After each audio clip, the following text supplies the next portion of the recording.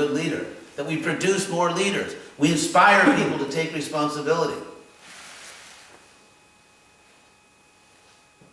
It's like Prabhupada. Prabhupada was such a great disciple of his guru. What's the symptom? He produced so many more disciples. There's no other reason to be a leader except you want to serve other people and make them leaders. Whether they can just be leaders of their families, or leaders of a temple, leaders of the world, whatever. And any desire to keep people in a subordinate position is simply demonic. As long as people need our help, we should help them. I mean, if someone is unqualified or irresponsible, we can't just artificially put people in positions. But the point is, if I, as a guru, as a sannyasi, as whatever, if I have any desire to have people beneath me, and I deal with them in a way to sort of keep them beneath me, then I'm unqualified. Then I've betrayed the trust they put in me. And so every one of us, it doesn't matter what my title is. I have this or that title. You know, you can't get back to Godhood with titles. It requires real Krishna consciousness. Anyway, that's my inflammatory message for tonight. And yes. Last yes. Quite reading all these discussions on the Varnashram, and it is amazing how Prabhupada stresses. So you ask a lot of there in these discussions. So why Prabhupada stressed so much Varnashram? Because the world is totally out of control. It's like we live in an age when people are like barbarians. I mean, the first stage is just like calm down everybody and establish that, you know, what a Brahmin is and so on. I want to end this by praising Denmark. What is your name?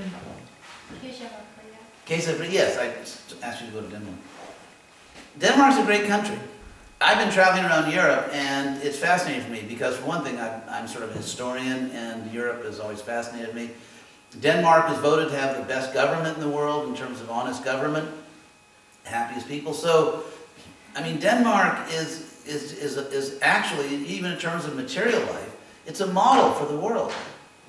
And so why not ISKCON be a model for the world? I mean, this is a great country. It's like if you have a little child. If you have a child and your child does any little thing, oh, what's that a picture of? Oh, isn't that nice? The parents are so happy, isn't it? If the child just takes a first step or just pronounces a word, it gives so much happiness to the whole family. So rather than engage constantly in one of, you know, our favorite pastimes, smashing them, you know, the non-devotees, and they're degraded, they're this, they're that. I mean, they are.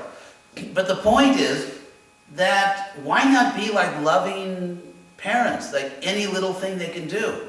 Why not give credit the fact that the government of Denmark is 100 times more Vedic than the government, say, of India? In terms of honesty, in terms of actually providing public services. I mean, the idea is not to smash India. India is doing very well. They have a super Krishna conscious movement. We know India is the land of Krishna. It's not India bashing. But why don't we see that in a country like Denmark, there is Vedic culture? Obviously, there's a lot of non-Vedic culture. I mean, there's a huge amount of non-Vedic culture. But the fact that people here respect each other. I was just reading today an article saying, why are people in Denmark so happy? And so they actually studied that, professional psychologists analyzed it. One of the reasons was because Danish people, in general, not everyone, but in general, they're nice to other people. Even if they don't know them, they're nice to other people. It's not like typical in third world countries, if you're my family, if you're my friends, I'll do anything for you, and if you're not my family or friend, I'll do nothing for you. Even if you want a government service, which you are legally entitled to, you have to pay me to do it. So, you know, emotional concern is like money. You've only got so much to spend. And so from a sociological perspective, one of the main features of third world cultures is that you take all of your concern and you invest it in this sort of obsessive attachment to one's own family and friends. And the rest, and there's nothing left for society. Society, there is no public. The public is nothing. The public doesn't matter. It's just my friends and family matter. Whereas in more developed countries, in some ways more developed, there's real concern for the public. People really care about the public good, and therefore they have a government that provides public services. All that is very Vedic. Prabhupada describes it in the Nectar of Devotion, where he says that love is like light, it expands. And so, the fact that people really care, like you follow the rules. Why? Because it's your duty to the public. Because the public has value. It matters. The public is important. Even if you don't know the people, even if it's not your family, even if it's not your friend, they are still important. That is very much a Vedic quality. Honest government is Vedic government. There are so many things that we could appreciate, so many things that we could admire. Even God himself reciprocates. Krishna himself says, I treat people as they treat me. If you don't respect Denmark, don't expect Denmark to respect you. It's never going to happen. The day that we sincerely admire and respect the people we're preaching to, they will begin to admire and respect us. And as far as saying, well, I'm not this body, I'm not Danish, fine. Ultimately, it's true. We're not this body. At the same time, it would be silly to say we don't have a human dimension to our life. And in Bhagavad-gita, check this out. In Bhagavad-gita, Krishna repeatedly calls Arjuna Bharata. Guess what? That's a nationality. It's like being Danish. Krishna constantly calls Arjuna Bharata, Bharata Shrestha, Bharatarshava. That's a nationality. Krishna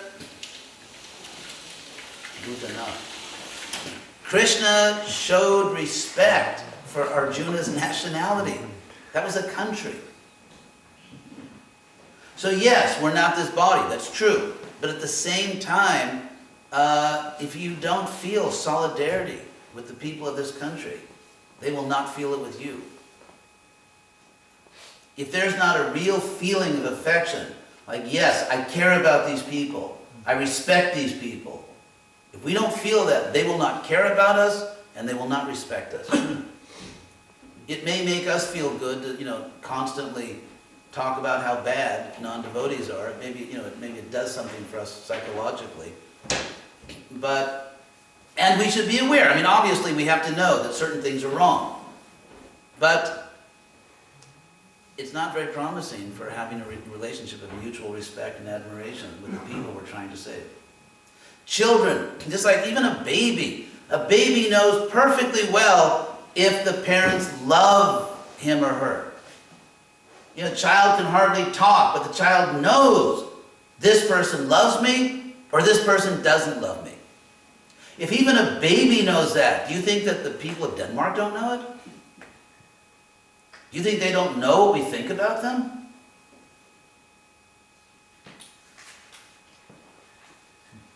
They don't know that, that we think that everything they do is inferior. You guys don't know how to dress. You don't know how to do anything. Everything you do is wrong. And everything we do is better. And the day you realize that, God will accept you.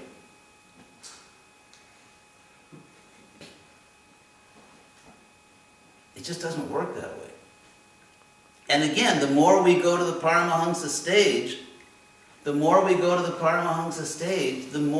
feel that they're actually somehow, we admire them. We feel that, you are closer to Krishna than me. It may not be technically the case, but that's the emotion of an advanced Vaishnava. If you read the Jaiva Dharma by Bhaktivinoda Thakur in the beginning, where I forget the name, but that person goes to his guru. And the relationship with guru and disciple is not like this hierarchy, like you can't breathe unless I tell you to. It's not like that. There's mutual respect, mutual affection.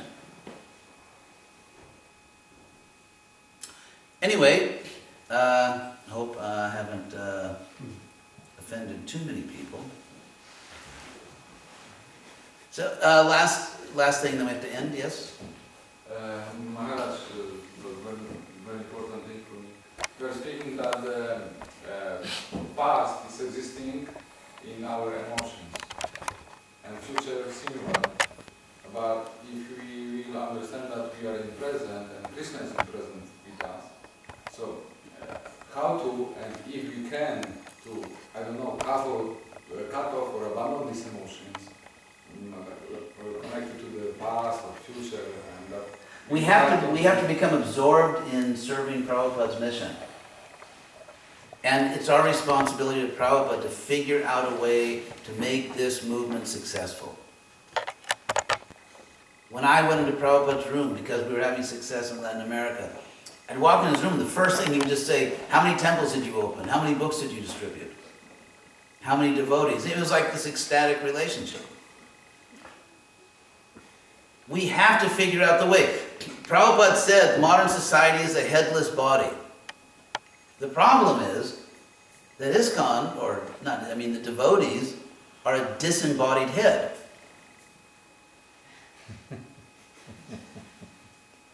That's the problem. So we have a headless body and a disembodied head.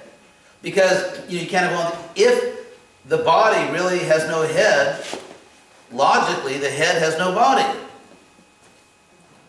So it's the head that has to figure out how to reconnect. The body can't figure that out because it has no brain. So if we're just going to wait for them to figure out, it's really us, it's really the Hare Krishnas. We're supposed to be using our God-given intelligence to figure out how can we somehow or other save these people. Loving parents that have lost their child, and the child's off somewhere, they'll do anything to get their child back. That's what it means to be an ocean of mercy. Vancha kalpa tarubhyascha kripa sindhu. A mother, if a mother has to feed her child. If the child won't eat this or that, the mother doesn't stop until she finds something the child will eat. The mother doesn't say, no, this is the bona fide food. If you don't like it, starve. That's the ocean of mercy. This is how we present ourselves. If you don't like it, go to hell. Ocean of mercy.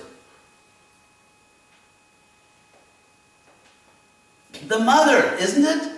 She does not stop until she finds healthy food the child will eat. That should be our mood. Obviously, the mother's not going to give the child poison. And I said healthy food. So we are not going to do anything which is against our principles. Our basic principles. But it is our responsibility to Prabhupada, within our basic principles. We have to find a way to reach these people. And when we are thinking day and night, like any loving parent thinks day or night of their child, if we are thinking day and night, how can we get them to accept Krishna? Then we'll be free of past and future. That's the higher taste. That is the higher taste. When your whole life is dedicated to finding a way to bring the people to Krishna. And you don't stop until you find the way. That is Krishna consciousness. Not like a mother, you don't like this food, that's a bona fide food, then starve.